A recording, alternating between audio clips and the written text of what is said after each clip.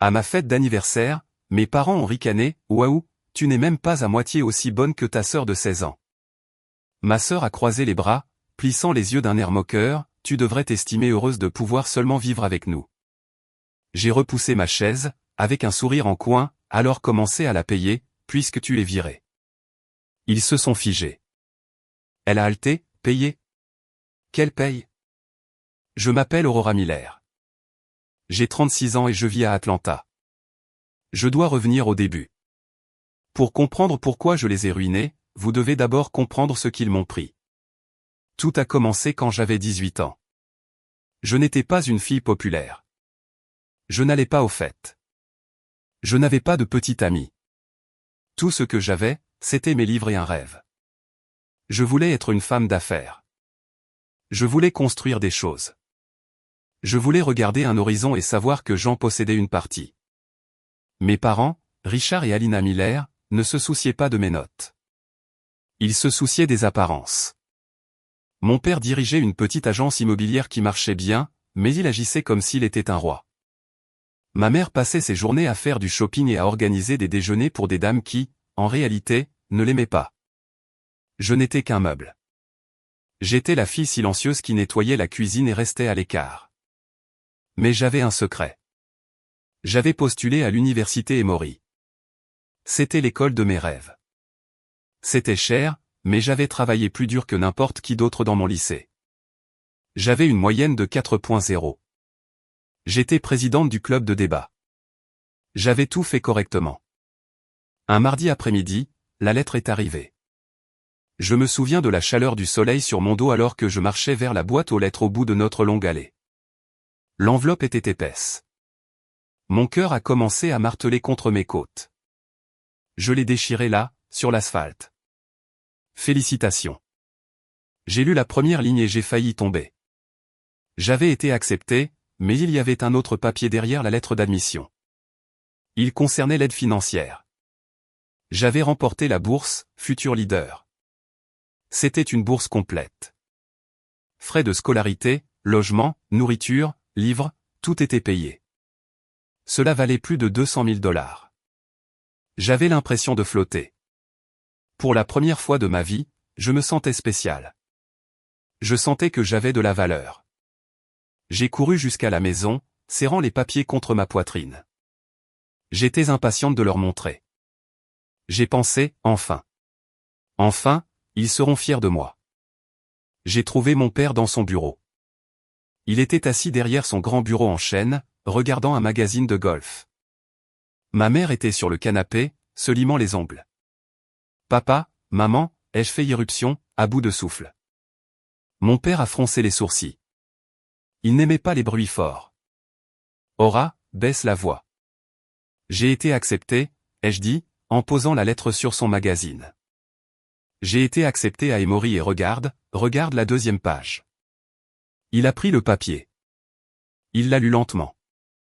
Ma mère n'a même pas levé les yeux.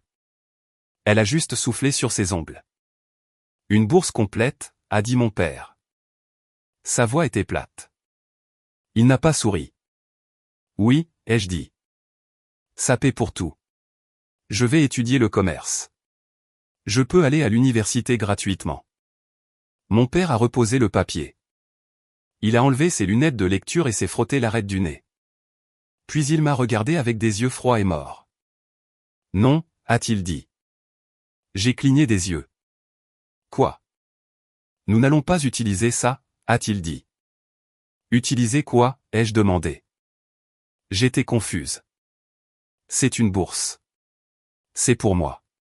Il y a mon nom dessus. C'est de l'argent, a-t-il dit. C'est un capital familial, et nous n'allons pas le gaspiller pour un diplôme de lettres pour toi. Ce n'est pas le gaspiller, ai-je argumenté. Ma voix a commencé à trembler. C'est Emory. C'est un diplôme de commerce, et c'est de l'argent gratuit, papa. Si je ne l'utilise pas, il disparaît. Nous avons des projets, Aurora, a dit ma mère depuis le canapé.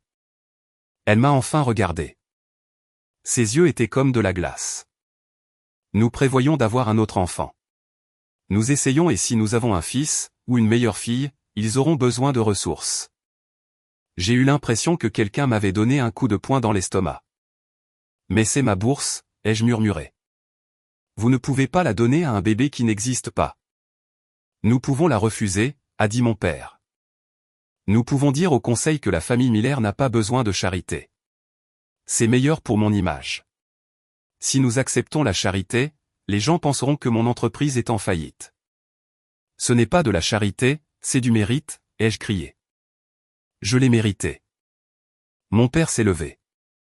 C'était un homme grand et il utilisait sa taille pour effrayer les gens. Il s'est penché au-dessus du bureau. Tu ne mérites rien, a-t-il craché. Tu vis dans ma maison. Tu manges ma nourriture. Tu n'es rien sans nous. Et tu n'iras pas à Emory. Tu iras à l'université d'État. Tu vivras à la maison pour économiser de l'argent. Et tu aideras ta mère à la maison. C'est définitif.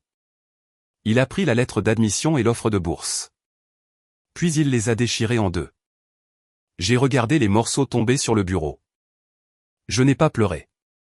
Je voulais, mais je ne l'ai pas fait. Quelque chose à l'intérieur de moi s'est durci ce jour-là. C'était la première fissure dans le verre. Je suis allé à l'université d'État. Mais je n'ai pas vécu à la maison. J'ai refusé. J'ai contracté des prêts étudiants. J'ai signé des papiers qui m'ont endetté de milliers de dollars à 18 ans. J'ai trouvé un travail de serveuse dans un dîner, de nuit. Pendant 4 ans, j'ai à peine dormi. J'allais en cours de 8h à 14h. J'étudiais de 14h à 17h. Je travaillais au dîner de 18h à 2h du matin. Je sentais la graisse et le vieux café. Mes chaussures avaient des trous.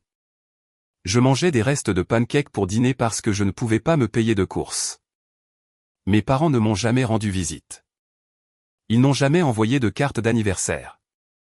Ils n'ont jamais envoyé un centime. 2 ans plus tard, ma sœur Tiffany est née. Je l'ai appris par une publication Facebook. Ma mère a posté une photo du bébé dans une chambre d'enfant rose plus grande que tout mon appartement. La légende disait, enfin, notre princesse est arrivée. Celle que nous attendions. Ça a fait mal. Ça a fait plus mal que la pauvreté. Ils l'avaient attendue. Ils avaient économisé pour elle. Je n'étais qu'un essai. J'étais l'erreur qu'ils gardaient jusqu'à ce qu'ils obtiennent ce qu'ils voulaient vraiment. J'ai été diplômé première de ma classe. Summa cum laude. J'ai traversé la Seine dans une toge que j'avais louée parce que je ne pouvais pas me permettre de l'acheter. Quand ils ont appelé mon nom, Aurora Miller, j'ai regardé dans la foule. J'ai balayé les rangées de parents. J'ai vu des pères souriants tenant des fleurs. J'ai vu des mères pleurant de joie. Ma place était vide. Ils ne sont pas venus. Mon père avait un tournoi de golf. Ma mère a dit que Tiffany, qui avait 2 ans à l'époque, avait un rhume. J'ai pris mon diplôme et j'ai quitté la Seine, seul. Je suis allé sur le parking, je me suis assise dans ma Honda Civic rouillée, et j'ai fixé le morceau de papier. Je leur montrerai, me suis-je dit. Je deviendrai si grande qu'ils ne pourront plus m'ignorer. J'avais une idée d'entreprise. J'avais passé mes années universitaires à étudier les tendances immobilières à Atlanta. Je voyais des quartiers qui allaient exploser en valeur. Je voyais de vieux entrepôts qui pouvaient être transformés en loft. J'avais un plan d'affaires. Il était solide. Il était brillant. Mais j'avais besoin d'un co-signataire. J'avais des dettes d'études. Mon score de crédit était correct, mais les banques ne prêtent pas d'argent à des jeunes de 22 ans sans actifs. J'avais besoin d'un garant. J'ai ravalé ma fierté. J'ai mis mon plus beau tailleur, un blazer bleu marine bon marché que j'avais trouvé dans une friperie, et j'ai conduit jusqu'à la maison de mes parents. La maison avait l'air différente. Ils avaient rénové. Il y avait une nouvelle fontaine dans l'allée. Une nouvelle Mercedes était garée devant. J'ai frappé à la porte. La gouvernante a répondu. Elle m'a regardé avec pitié. Ils sont dans la véranda, Miss Aurora, a-t-elle dit. Je suis entré. Mon père buvait du thé glacé. Ma mère jouait avec Tiffany par terre. Tiffany était entourée de jouets, de poupées chères, de gadgets électroniques, de piles de vêtements. Bonjour, ai-je dit. Ils ont levé les yeux. Oh, a dit ma mère. C'est toi. Nous ne savions pas que tu venais. J'ai une proposition, ai-je dit. J'ai essayé de paraître professionnel. J'ai ouvert mon dossier. J'ai été diplômé première de ma classe. J'ai un plan d'affaires. Je vais créer une société de holding immobilière. J'ai identifié 3 propriétés à Midtown qui sont sous-évaluées. Si nous les achetons maintenant, nous pouvons les revendre en 18 mois avec un profit de 200%. Mon père a pris le dossier.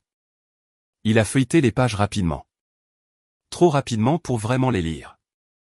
Et alors, a-t-il demandé. J'ai besoin d'un co-signataire pour le prêt initial, ai-je dit. Je n'ai pas besoin de votre argent. J'ai juste besoin de votre signature. Je ferai tout le travail. Je rembourserai le prêt. Vous ne prenez aucun risque et je vous donnerai 10% des bénéfices juste pour avoir signé. Il a ri. Ce n'était pas un rire agréable. C'était un aboiement. Toi, a-t-il dit. Tu veux diriger une société immobilière? Je connais le marché, papa. Je l'ai étudié. L'intelligence des livres est inutile, a-t-il dit. Il m'a renvoyé le dossier. Les papiers ont glissé sur le sol. L'immobilier est un jeu d'hommes, Aurora. C'est une question de poignée de main, de golf et de connaître les bonnes personnes. Tu es une fille. Tu n'as pas l'estomac pour ça. J'ai travaillé pour payer mes études, ai-je dit, ma voix s'élevant. J'ai beaucoup d'estomac. Non, a-t-il dit. Les filles ne dirigent pas les héritages. Elles épousent des hommes qui dirigent les héritages. Si tu veux de l'argent, trouve un mari. Ma mère est intervenue. Regarde Tiffany, a-t-elle roucoulé. Tiffany va être magnifique. Elle n'aura pas besoin de travailler, n'est-ce pas, ma chérie? J'ai regardé la petite. Elle portait une robe qui coûtait plus cher que ma voiture. Elle m'a regardé avec des yeux vides. S'il vous plaît, ai-je dit, juste une signature. Je promets que je n'échouerai pas. Sors, a dit mon père. Il s'est retourné vers son thé. Arrête de te ridiculiser. Va te trouver un travail de secrétaire. C'est ce pourquoi tu es doué. J'ai ramassé mes papiers par terre. J'ai senti la chaleur monter à mes joues. Ce n'était plus de la honte. C'était de la rage. Une rage pure, blanche et brûlante. Vous faites une erreur, ai-je dit doucement. La seule erreur a été de penser que tu pouvais être un homme d'affaires, a-t-il dit. Je suis sorti de cette maison. Je n'ai pas regardé en arrière. J'ai conduit jusqu'à mon appartement. J'ai regardé mon compte en banque. J'avais un solde négatif de 23 000 $ en prêts étudiants. J'avais 400 $ en espèces. J'ai fait 2 valises. C'était tout ce que j'avais. J'ai conduit en ville. J'ai trouvé un panneau, à louer, sur un minuscule studio dans un mauvais quartier. C'était au-dessus d'un bar bruyant. Les planchers étaient de travers. Ça sentait la bière éventée. J'ai payé la caution avec mes dernières économies. Je me suis assise par terre dans cette pièce vide. Je n'avais pas de meubles. Je n'avais pas de lit. J'ai mangé une pomme pour dîner. J'ai regardé par la fenêtre l'horizon d'Atlanta. Les lumières scintillaient au loin. Les grandes tours où travaillaient les gens riches. Ils ont volé ma bourse, ai-je pensé. Ils ont volé ma remise de diplôme. Ils ont volé ma chance. Mais ils ne peuvent pas voler mon cerveau. J'ai pris un marqueur et j'ai écrit sur le mur, directement sur la peinture qui s'écaillait. Miller Realty Group. Et en dessous, j'ai écrit, objectif de revenu, 1 million de $. J'ai dormi par terre cette nuit-là, enveloppé dans mon manteau. J'avais froid. J'avais faim. J'étais seul, mais je n'étais pas brisé. Je me suis réveillé le lendemain matin à 5 heures. Je suis allé à la bibliothèque pour utiliser l'Internet gratuit. J'ai commencé à chercher des numéros de téléphone. S'ils ne voulaient pas me donner une place à la table, j'allais construire ma propre table et ensuite, j'allais acheter le bâtiment dans lequel se trouvait leur table. L'histoire passée était terminée. L'ascension allait commencer. J'ai commencé avec un annuaire téléphonique et un téléphone portable prépayé. Mon bureau était le coin de ma chambre dans ce studio. Je m'asseyais par terre, le dos contre le radiateur pour rester au chaud. J'avais une liste de propriétaires à Atlanta qui essayaient de vendre des bâtiments commerciaux en difficulté, des endroits dont personne ne voulait, des entrepôts aux fenêtres brisées, des centres commerciaux au parking vide. Je les ai appelés un par un. Bonjour, je m'appelle Aurora Miller. Je représente un groupe d'investissement privé. Nous sommes intéressés par votre propriété. J'ai menti. Il n'y avait pas de groupe. C'était juste moi, mangeant des nouilles instantanées et portant 3 paires de chaussettes. La plupart des gens raccrochaient. Certains se sont moqués de moi. Un homme m'a dit de retourner jouer à la poupée, mais je n'ai pas arrêté. Je passais 100 appels par jour, puis 200. J'avais mal à la gorge à force de parler. J'avais mal à l'oreille à force de presser le téléphone contre elle.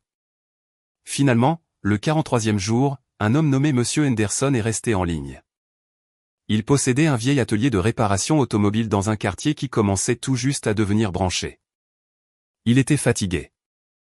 Il voulait prendre sa retraite en Floride. Faites-moi une offre, a-t-il dit.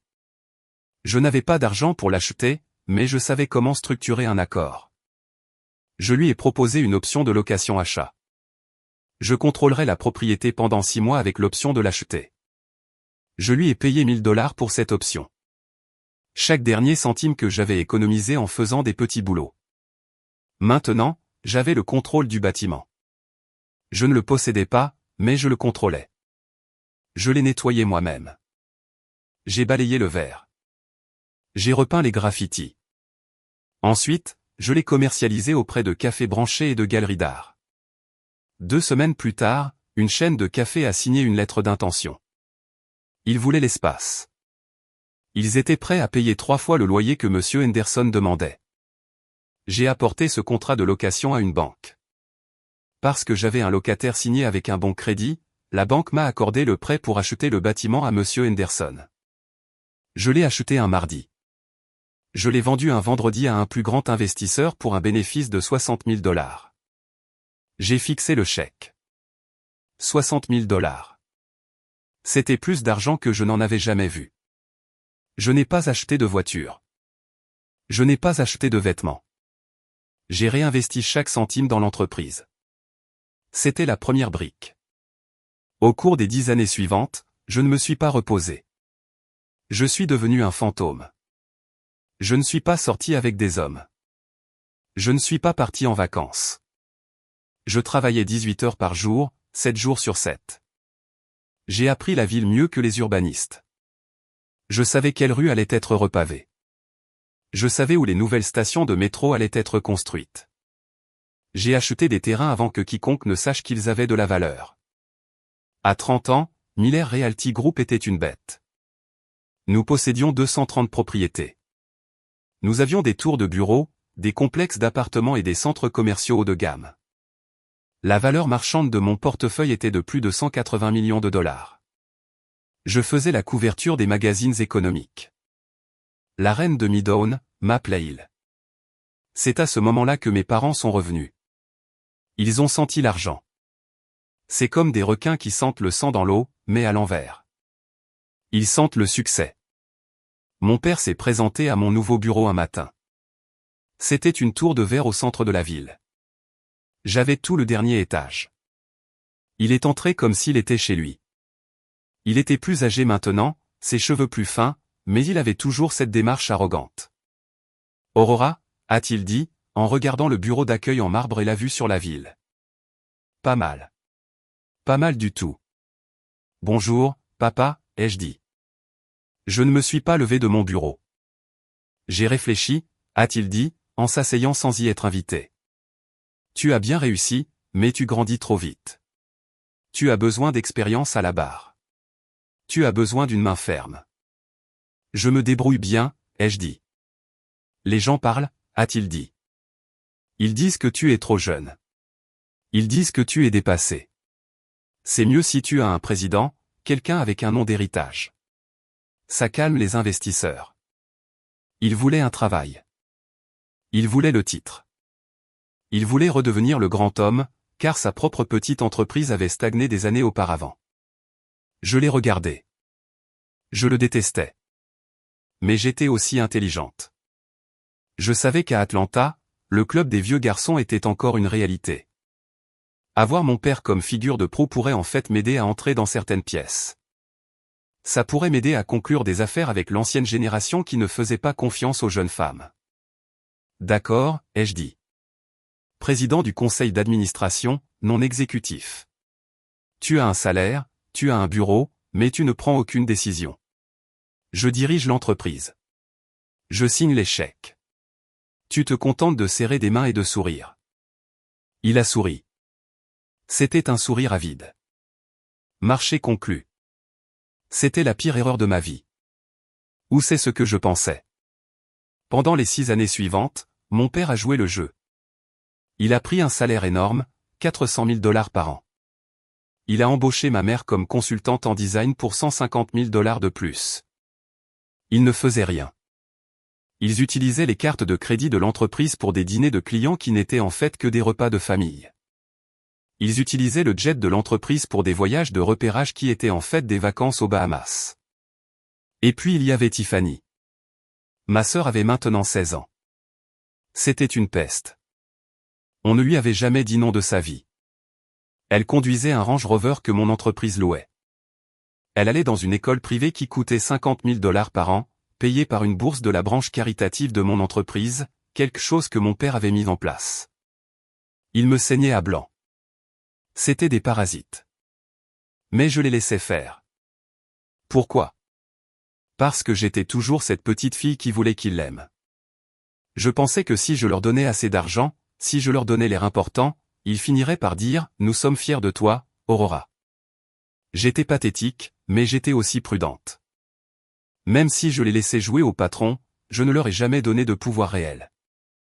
Mon père était président, mais l'accord d'exploitation stipulait que le CEO, moi, avait l'autorité exclusive sur les acquisitions et la gestion des actifs. J'ai commencé à voir à quel point ils devenaient avides. Ils ont commencé à demander plus, un plus gros bonus, une nouvelle maison, un bateau. J'ai commencé à avoir un mauvais pressentiment, un instinct de survie. Discrètement, sans leur dire, j'ai commencé à créer de nouvelles sociétés de holding.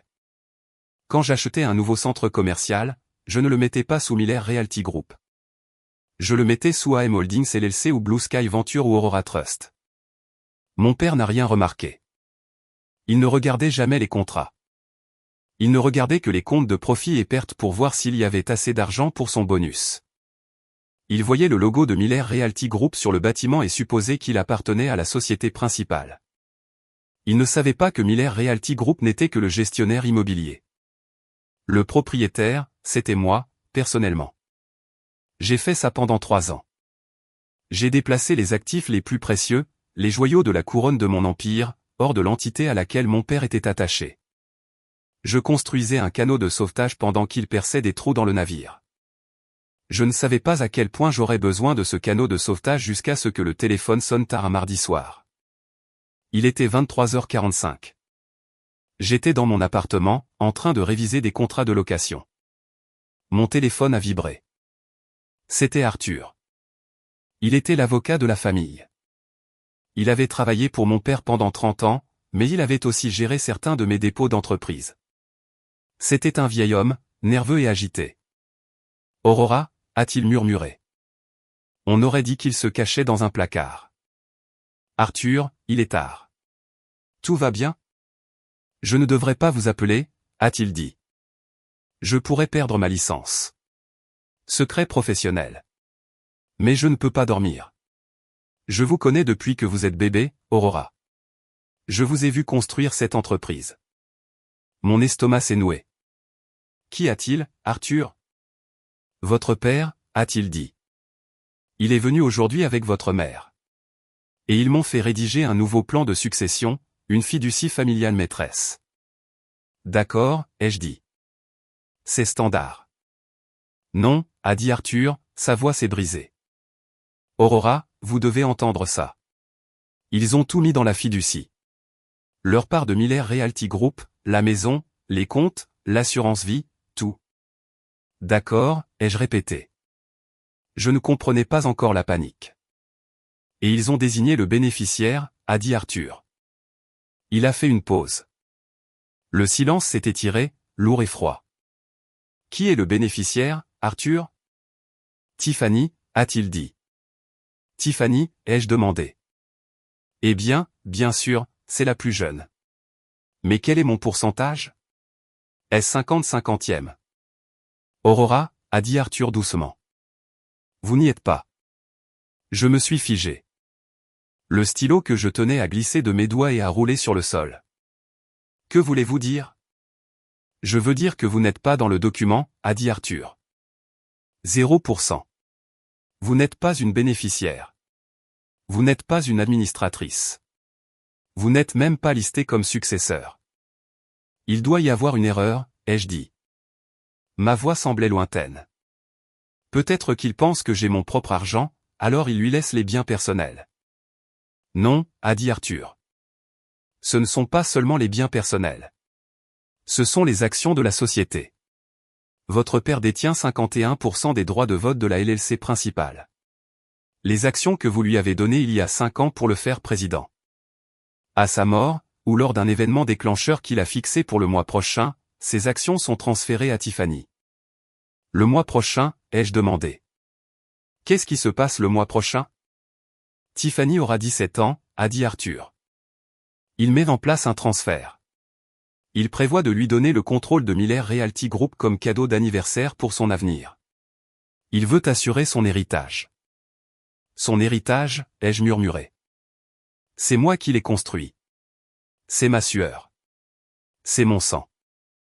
Il m'a dit, Arthur a hésité. Il m'a dit que vous n'êtes que la bête de somme. Il a dit que vous êtes doué pour gagner de l'argent, mais que Tiffany est le visage de la famille. Il a dit que vous continuerez à travailler pour elle. Vous dirigerez l'entreprise et Tiffany la possédera. C'est le plan. J'avais l'impression de ne plus pouvoir respirer. Ils n'étaient pas seulement avides. C'étaient des voleurs. Ils prévoyaient de m'asservir. Ils voulaient que je continue à travailler 18 heures par jour, à stresser pour des contrats, des constructions et des locataires, pour que ma sœur de 16 ans, une peste, puisse posséder l'œuvre de ma vie. J'ai essayé de discuter avec lui, a dit Arthur. Je lui ai dit que c'était inadmissible. Il m'a dit de me taire et de rédiger les papiers.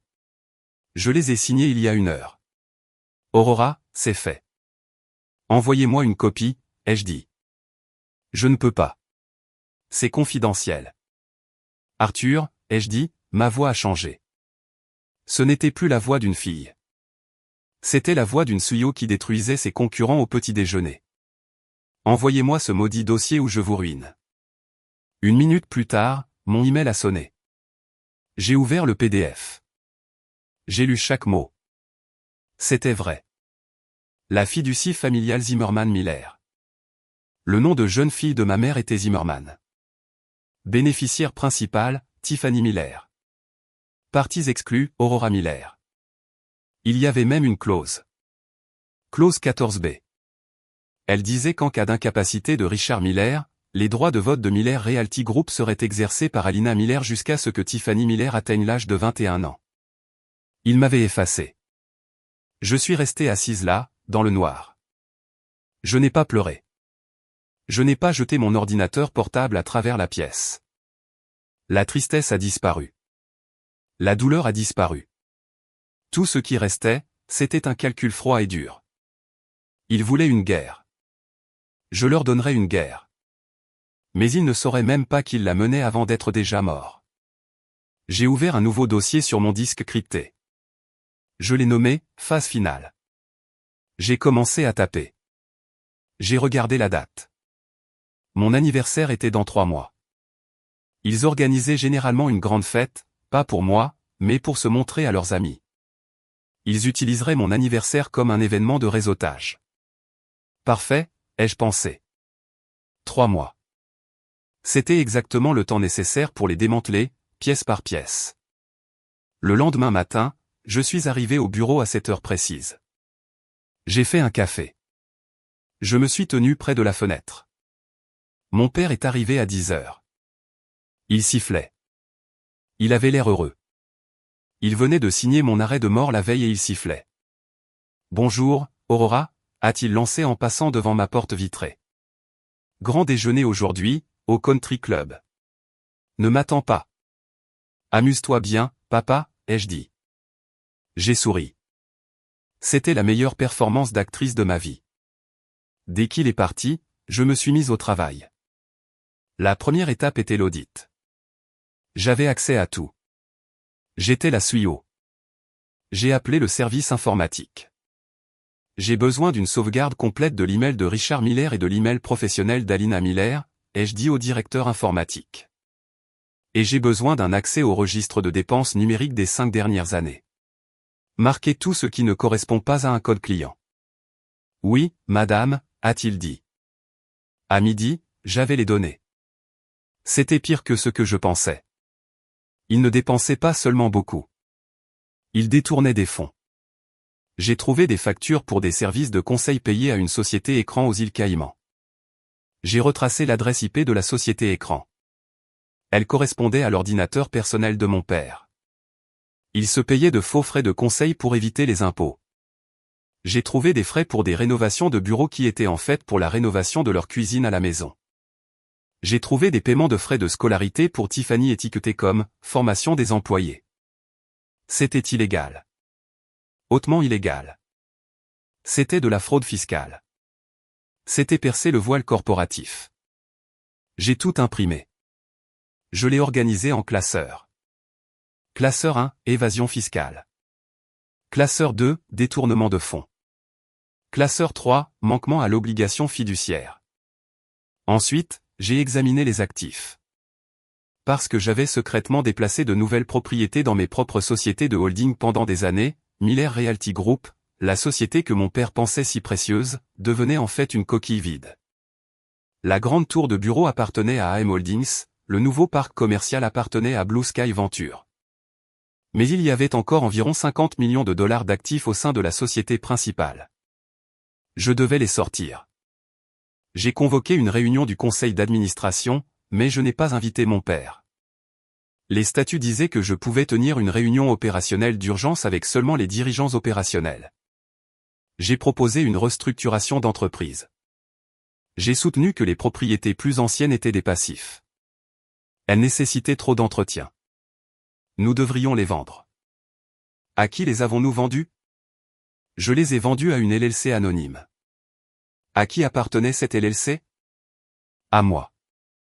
J'ai acheté les actifs de ma propre entreprise à leur juste valeur marchande, mais j'ai utilisé la dette qui pesait sur eux, donc aucun argent liquide n'a réellement changé de main. C'était un transfert sur papier. Mon père a signé les rapports trimestriels sans les lire. Il a vu « transfert d'actifs » et « restructuration de la dette » et ses yeux se sont vitrifiés. Il a juste signé. « Bon travail, Aurora » a-t-il dit en signant le papier qui le dépouillait de ses derniers bâtiments de valeur. Continue à faire avancer la paperasse. Toujours, papa, ai-je dit. Puis vint la sœur, Tiffany. Je la suivais sur Instagram. Son compte était privé, mais j'avais un faux compte. Elle postait des photos d'elle à Paris. Viré shopping. Merci papa. Elle a posté une photo d'un collier en diamant. Le cadeau d'anniversaire est arrivé en avance. J'ai recoupé les dates des photos avec le relevé de la carte de crédit de l'entreprise. Le vol pour Paris, facturé à l'entreprise comme « Réunion d'investisseurs en Europe ». Le collier, facturé comme « Cadeau client ». J'ai pris des captures d'écran, des centaines. Je les ai imprimées et les ai agrafées au relevé de carte de crédit. Je construisais une bombe. 2 semaines avant mon anniversaire, j'étais prête. Je me suis assise dans mon appartement avec les boîtes de preuves. J'en avais assez pour envoyer mes parents en prison fédérale pendant 10 ans. J'en avais assez pour les laisser sans abri. J'ai pris le téléphone et j'ai appelé l'IRS. J'aimerais déposer une plainte en tant que lanceuse d'alerte, ai-je dit. J'ai des documents prouvant une fraude fiscale de plus de 10 millions de dollars. Ils ont écouté. Ils étaient très intéressés. Nous devrons mener une descente, a dit l'agent. Quel est le meilleur moment pour surprendre les sujets avec les dossiers? Pas encore, ai-je dit. Attendez 3 semaines. Je vous donnerai le signal. Je veux que vous geliez les comptes le matin du 12 novembre. Le 12 novembre, mon anniversaire. Puis j'ai appelé l'organisatrice d'événements. Je veux réserver la grande salle de bal du Saint-Régis, ai-je dit. Pour ma fête d'anniversaire. Oh, merveilleux, a-t-elle dit. Quel genre de thème? La vérité, ai-je dit. Le thème est la vérité. Je ne comprends pas, a-t-elle dit. Installez-le simplement, ai-je dit. Et j'ai besoin d'un projecteur, un très grand, très lumineux projecteur. Connectez-le au système de lustre principal. Je veux que tout le monde le voie. J'ai invité tout le monde. Les amis de mes parents, les partenaires commerciaux, les banquiers, les gens que mon père essayait d'impressionner.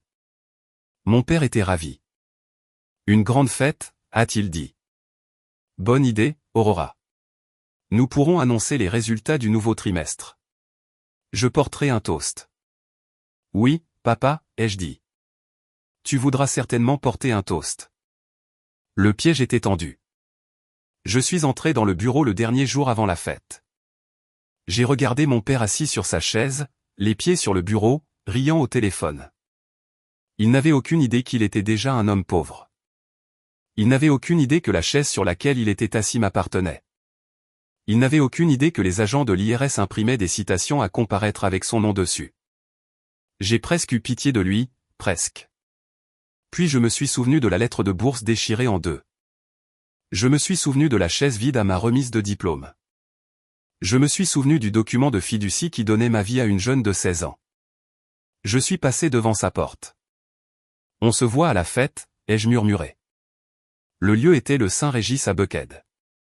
C'était la même salle de bal que mon père avait louée pour son 50e anniversaire il y a 10 ans. Il adorait cette salle. Elle avait des rideaux dorés, des lustres en cristal qui coûtaient plus cher qu'une maison, et des sols en marbre qui résonnaient quand on marchait dessus. Je l'ai réservé pour un mardi soir. Le 12 novembre, mon 36e anniversaire. Je suis arrivé 3 heures en avance. La salle était vide, à l'exception du personnel de restauration qui installait des tables rondes avec des nappes blanches. L'air sentait les lys frais et le parfum cher. Je me suis tenu au centre de la piste de danse. J'ai levé les yeux vers le lustre principal. Il était massif, dégoulinant de cristaux. « Est-ce que c'est prêt ?» ai-je demandé. Un technicien est descendu d'une échelle dans le coin. C'était un jeune homme en sweat à capuche noire. Il ne connaissait pas le drame. Il savait juste que je le payais le triple de son tarif normal. « Oui, Miss Miller », a-t-il dit. Le projecteur est monté à l'intérieur du luminaire. On ne peut pas le voir du sol. Il est sans fil. Je l'ai connecté à la tablette sur votre podium. Un clic et il prend le pas sur les lumières de la maison et projette sur le mur principal. C'est de qualité cinéma. Bien, ai-je dit. Et le son? Câblé aux haut-parleurs principaux. Ce sera fort. Parfait. Je suis allé dans la loge pour me préparer. Habituellement, pour ces événements familiaux, je portais du beige ou du bleu marine. J'essayais de me fondre dans le décor. J'essayais d'avoir l'air professionnel et inoffensive. Pas ce soir. Ce soir, j'ai mis une robe que j'avais achetée en secret. Elle était rouge, d'un rouge sang profond. Elle était taillée pour m'aller parfaitement. Elle était audacieuse. C'était une robe qui disait « Regardez-moi ». J'ai mis mes talons. J'ai mis mes boucles d'oreilles en diamant, celles que je m'étais achetées. Je me suis regardé dans le miroir. La femme qui me fixait ne ressemblait pas à la fille effrayée qui nettoyait la cuisine. Elle ne ressemblait pas à l'étudiante fatiguée qui mangeait des nouilles. Elle ressemblait à un prédateur. Joyeux anniversaire, Aurora, ai-je murmuré à mon reflet. À 18h30, les invités ont commencé à arriver. Je me tenais près de l'entrée pour les accueillir. D'abord sont venus les banquiers, des hommes en costume gris qui avaient refusé mes premiers prêts mais qui maintenant me suppliaient de gérer mes comptes. Ils m'ont serré la main avec des paumes moites. « Aurora, vous êtes éblouissante », a dit Monsieur Sterling. Il était le vice-président de la banque qui détenait l'hypothèque de mes parents. « Les affaires vont bien. »« Les affaires sont excellentes, Monsieur Sterling », ai-je dit en souriant. « Profitez du vin. C'est un millésime intéressant. » Puis sont venus les amis de mes parents, la foule du country club. Des femmes au visage tiré et avec trop de bijoux. Elles m'ont regardé de haut en bas, jugeant ma robe. « Oh, Aurora », a dit Madame Gable. Cette couleur est très vive. C'est une célébration, ai-je dit. Puis mes parents sont arrivés. Ils ont fait une entrée. Ils le faisaient toujours. Mon père est entré le premier, le torse bombé. Il portait un smoking. Ma mère le suivait dans une robe argentée, saluant les gens comme si elle était la reine d'Angleterre. Et Tiffany, ma sœur, avait 16 ans. Elle portait une robe blanche qui ressemblait à une robe de mariée. Elle textotait sur son téléphone en entrant. Elle n'a même pas levé les yeux. Aurora, a tonné mon père. Il m'a serré dans ses bras. C'était une fausse étreinte. Il m'a tapoté le dos 2 fois, fort. Joyeux anniversaire, ma grande. Belle fête. Cher. Je n'ai reculé devant aucune dépense, papa, ai-je dit. Bien. Bien. Ça montre de la confiance, a-t-il dit. Il a regardé la pièce. Je vois que tu as invité les membres du conseil. Intelligent. Nous pourrons leur parler de la nouvelle acquisition plus tard. Nous le ferons certainement, ai-je dit. Ma mère a embrassé l'air à côté de ma joue. Tu as l'air fatiguée, Aurora. Est-ce que tu dors? Tu as des cernes sous les yeux. J'ai travaillé tard, maman. Pour organiser ça. Tiffany a levé les yeux de son téléphone. Elle m'a regardé de haut en bas. Belle robe, a-t-elle dit avec un sourire narquois. Pour une vieille dame. Je lui ai souri, un sourire sincère, parce que je savais que dans environ 2 heures, le téléphone dans sa main serait désactivé par l'opérateur parce que la facture n'était pas payée. Va trouver ta place, Tiffany, ai-je dit. Tu es à la table d'honneur. J'avais arrangé le plan de table très soigneusement. La table d'honneur était longue et rectangulaire, face au reste de la salle. Mon père était assis au centre, ma mère à sa gauche, Tiffany à sa gauche. Je m'étais assise à la droite de mon père, mais j'avais aussi invité d'autres personnes. Des personnes qui n'avaient pas leur place à une table juste devant, près de l'écran. J'ai placé Maria. Elle avait été notre gouvernante pendant 20 ans. C'est elle qui m'a vraiment élevé pendant que ma mère était à ses déjeuners. Mes parents l'avaient renvoyée l'année dernière parce qu'elle devenait trop vieille. Je l'ai réembauchée personnellement. Mon père l'a vue. Il a froncé les sourcils. Qu'est-ce que la bonne fait ici, m'a-t-il murmuré. Je l'ai invitée, ai-je dit. Elle fait partie de la famille. C'est du personnel, a-t-il ricané. Ça fait mauvaise impression, Aurora. Bois juste ton champagne, papa. J'ai aussi invité Arthur, l'avocat. Il avait l'air malade. Il transpirait. Il n'arrêtait pas de s'essuyer le front avec un mouchoir. Il savait ce qu'il y avait dans la fiducie. Il savait qu'il m'avait trahi. Il était terrifié de me regarder. À 19h30, le dîner a été servi. Bisque de homard, filet mignon, le meilleur vin de la carte. J'ai regardé mes parents manger. Ils mangeaient avec avidité. Mon père riait bruyamment de ses propres blagues. Ma mère cancanait sur les autres femmes dans la salle. Tiffany se plaignait que le Wi-Fi était lent. Ils étaient si à l'aise. Ils pensaient avoir gagné. Ils pensaient que j'étais leur poule aux œufs d'or, pondant pour eux pour toujours. Mon père s'est penché vers moi pendant le plat principal. J'ai besoin que tu signes quelques chèques demain, a-t-il dit. Tiffany veut une nouvelle voiture pour son 17e anniversaire. Une Porsche. Une Porsche, ai-je demandé. Elle vient d'avoir le Range Rover. Elle l'a accidenté, a-t-il dit, agitant la main comme si cela n'avait pas d'importance. Une petite bosse, mais elle veut quelque chose de plus sportif. Mets-le sur le compte de l'entreprise. Déduis-le comme un véhicule pour le programme des jeunes cadres. Nous n'avons pas de programme de jeunes cadres, papa. Nous en avons un maintenant, a-t-il fait un clin d'œil. Signe juste. J'ai serré ma fourchette. Le métal s'enfonçait dans ma peau. Je m'en occuperai, ai-je dit. C'est ma fille, a-t-il dit. Tu es une bonne travailleuse, Aurora. Fiable. Fiable. C'était le mot. Pas intelligente. Pas brillante. Pas aimée. Fiable comme un tracteur. Comme une mule. Le serveur a débarrassé les assiettes. C'était l'heure du dessert. Un énorme gâteau a été apporté. Il avait 36 bougies. La salle a chanté « Joyeux anniversaire ». J'ai soufflé les bougies. J'ai fait un vœu. Je souhaite la justice. Puis la musique s'est tue. La lumière est restée tamisée. Mon père s'est levé. Il a pris une cuillère et a tapoté son verre de champagne. Ding ding ding. La salle est devenue silencieuse. Tout le monde s'est tourné pour le regarder. Il adorait ça. Il adorait l'attention. Amis, famille, collègues, a-t-il commencé. Sa voix était tonitruante. Nous sommes ici pour célébrer ma fille Aurora. Il y a eu des applaudissements polis. Aurora a toujours été travailleuse, a-t-il dit. Elle tient ça de moi. Rire. Mais vous savez, a-t-il continué, son visage changeant. Il m'a regardé.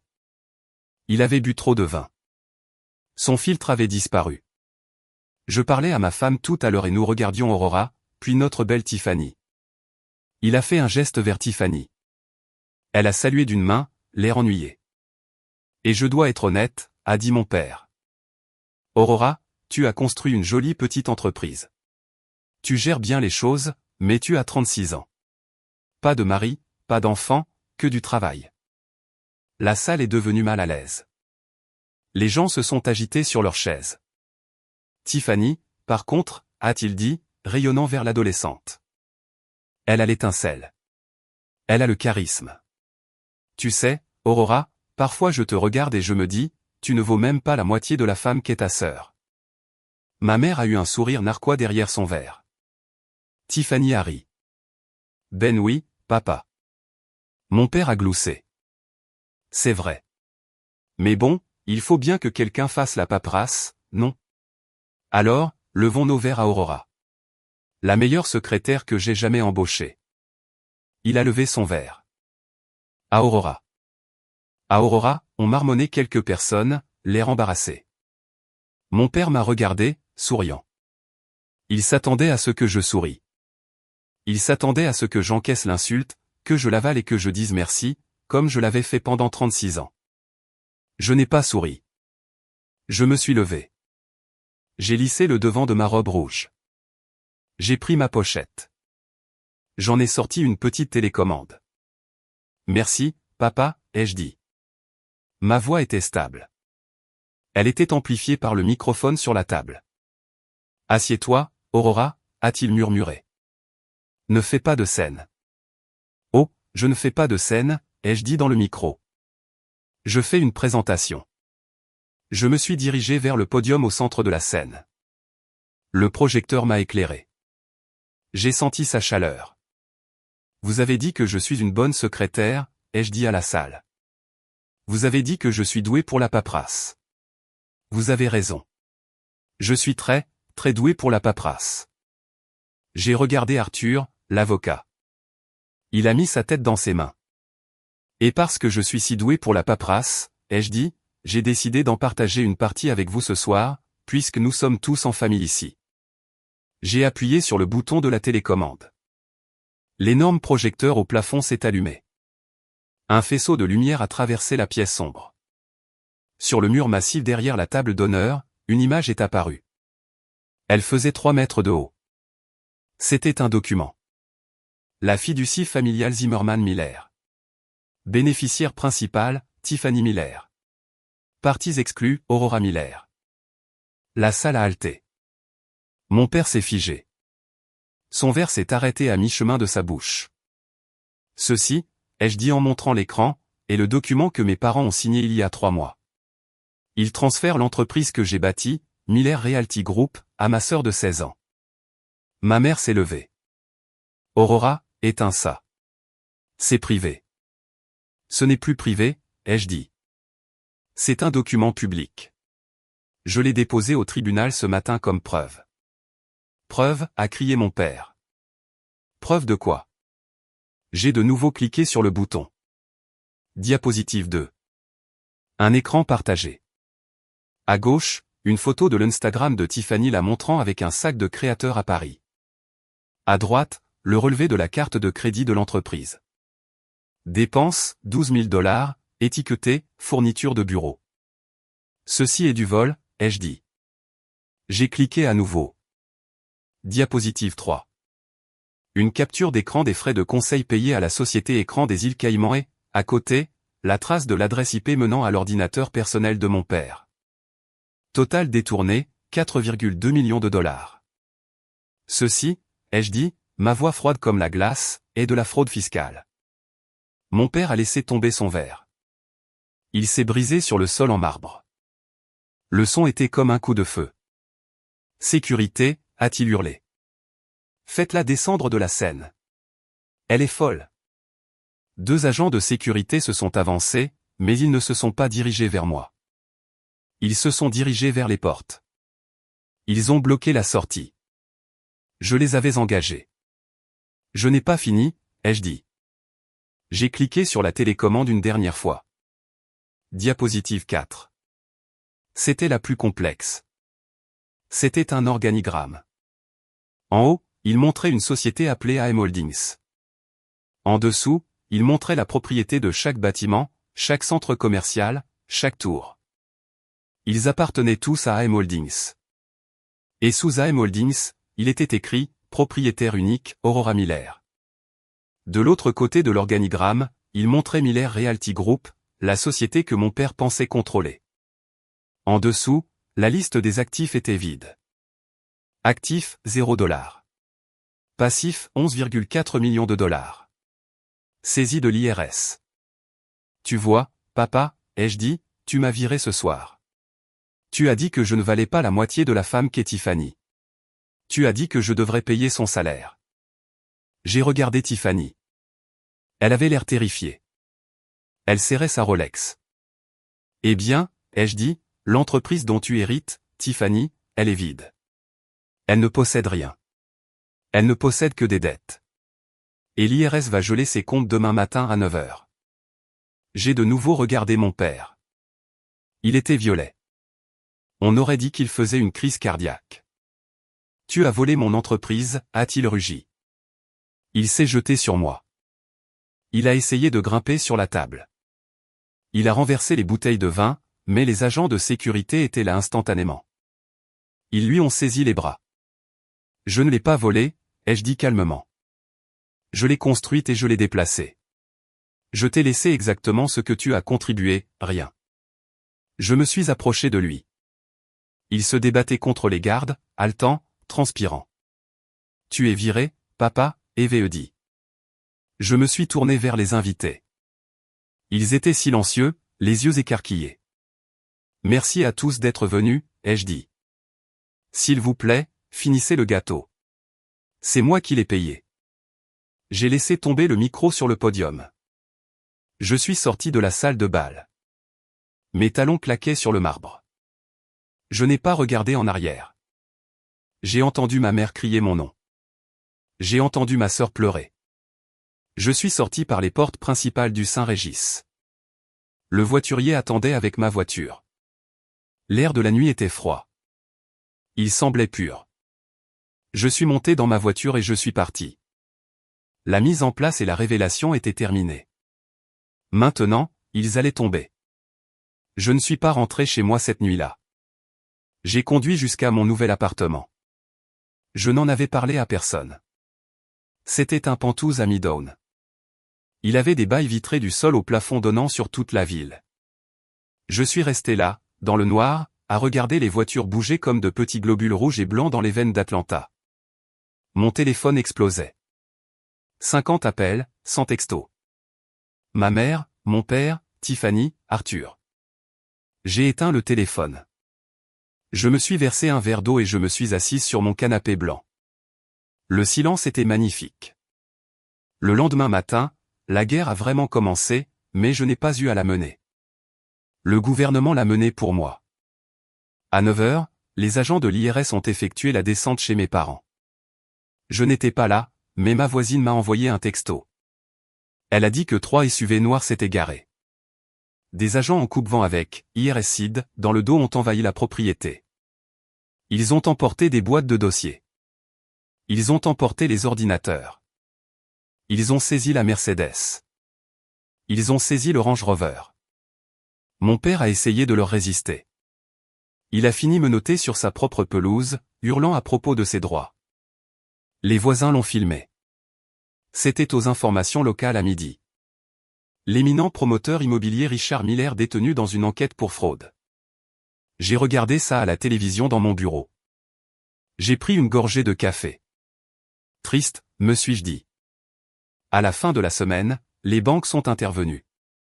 Parce que Miller Realty Group était en défaut de paiement sur ses prêts depuis que j'avais arrêté de transférer de l'argent pour les couvrir. Les banques ont fait jouer les garanties personnelles. Mes parents avaient signé des garanties personnelles sur tout. Ils pensaient que l'argent de l'entreprise serait toujours là pour les protéger. Ce n'était pas le cas. La banque a gelé leur compte chèque personnel. Ils ont gelé leur épargne. Ils ont mis une hypothèque sur le manoir de Buckhead. Ma mère a essayé d'utiliser sa carte de crédit à l'épicerie. Elle a été refusée. Elle m'a appelé depuis le parking. Aurora, a-t-elle crié dans la messagerie vocale. Ils ont coupé les cartes. Je ne peux pas acheter de nourriture. Règle ça. Règle ça tout de suite. J'ai supprimé le message. 2 semaines plus tard, les panneaux de vente aux enchères sont apparus. Le manoir a été saisi. Ils avaient 30 jours pour quitter les lieux. J'ai appris par Maria, la gouvernante, que la scène à l'intérieur de la maison était un cauchemar. Mes parents se criaient dessus toute la journée. Mon père reprochait à ma mère de trop dépenser. Ma mère reprochait à mon père d'être stupide. Tiffany pleurait simplement parce qu'elle ne pouvait plus aller aux fêtes de ses amis. Tiffany a été renvoyée de son école privée. Le chèque des frais de scolarité avait été refusé et lorsque le directeur s'est penché sur la situation de la famille, ils ont décidé que le scandale était trop important pour leur réputation. J'ai vu une vidéo sur TikTok. Quelqu'un avait filmé Tiffany assise sur le trottoir devant l'école, attendant un Uber parce que sa voiture avait disparu. La légende disait « Peste en faillite ». Elle avait 2 millions de vues. Chaque humiliation qu'il m'avait infligée, les vêtements moqués, la bourse volée, l'exclusion leur arrivait maintenant, 10 fois pire. Et je n'ai pas levé le petit doigt. J'ai simplement continué à diriger AM Holdings. Mon entreprise était florissante. Mes locataires étaient heureux. Mes investisseurs étaient ravis parce que j'avais coupé le poids mort, ma famille, de la masse salariale. 1 mois plus tard, ils ont été expulsés. Ils ont déménagé dans un appartement de 2 chambres dans un complexe délabré près de l'aéroport. Il avait des tapis beiges qui sentaient la cigarette. Il n'y avait pas de concierge. Il n'y avait pas de piscine. Mon père, qui portait autrefois des costumes à $5000, prenait maintenant le bus pour rencontrer son avocat commis d'office. Je suis allé les voir une fois. Juste une fois. J'ai garé ma nouvelle voiture, une Audi noire et élégante, devant leur complexe. Je ne suis pas entré. J'ai juste regardé depuis la rue. J'ai vu ma mère sortir avec un sac de linge. Elle avait l'air vieille. Ses cheveux n'étaient plus teints. Les racines grises apparaissaient. Elle avait l'air fatiguée.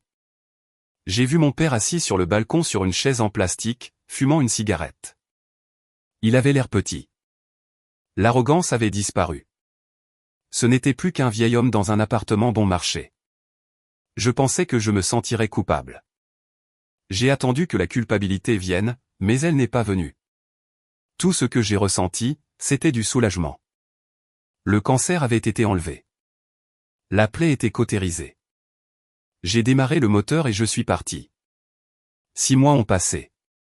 Ma société, AM Holdings, a atteint 412 millions de dollars d'actifs.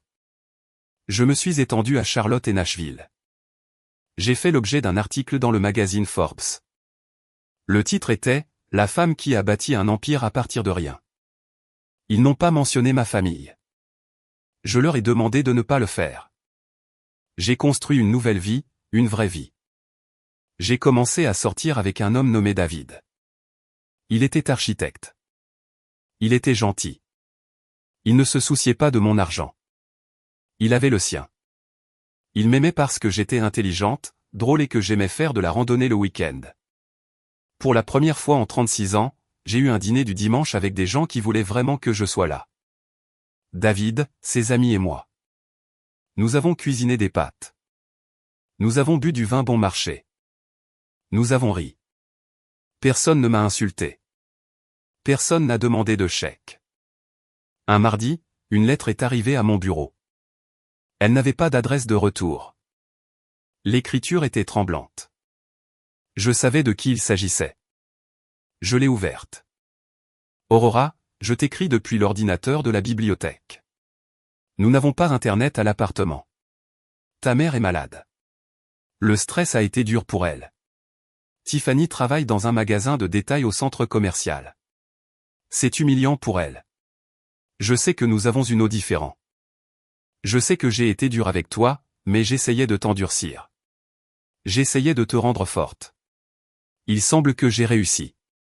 Nous avons besoin d'aide, Aurora. Nous nous noyons. Les frais de justice nous dévorent. S'il te plaît, nous sommes une famille. Les liens du sang sont plus forts que tout. J'ai eu tort de t'ignorer. Tu es une femme d'affaires intelligente. Faisons un marché. Si tu nous aides à nous remettre sur pied, je te reconnaîtrai publiquement comme la CEO. Amour, papa. J'ai fixé la lettre.